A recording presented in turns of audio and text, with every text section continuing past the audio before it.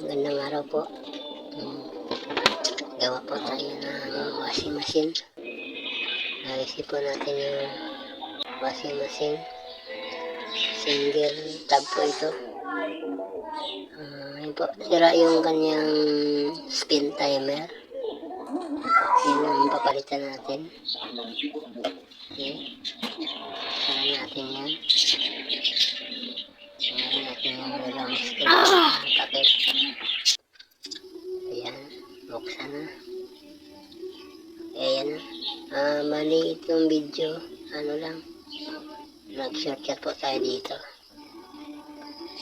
Napalitan ko na po yung spin timer. Bago na po yan. Ano po siya. Yan po. Testing natin. Mamaya po papalitan ko yung kanyang mga wiring. Bali, yan po. Hindi po maganda yung pag-spin niya.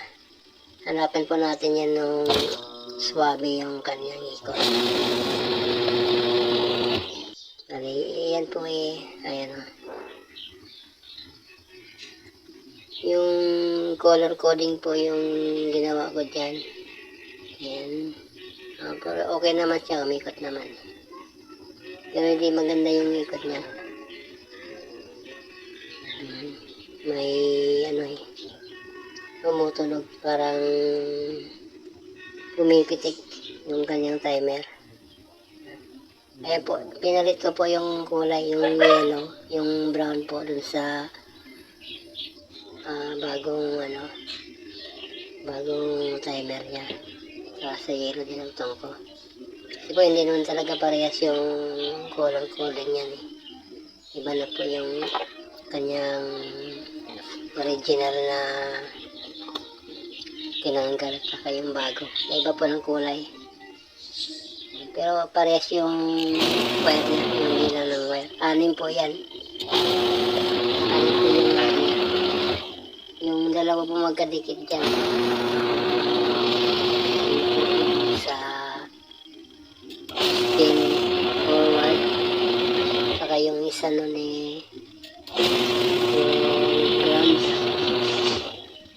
yung pula po, yung magkadikit po yung sa apat na kulay pula.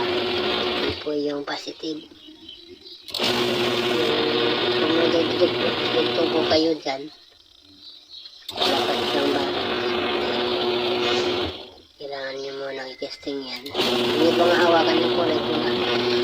Kuryente po yan pag nakasaksak. Pag hindi po yung hawakan, tatanggalin nyo muna sa saksakan. Kung nag-ayos po kayo, lagi nag-ayos yung saksakan. Lalo na pag nag-ayos kayo ng wire.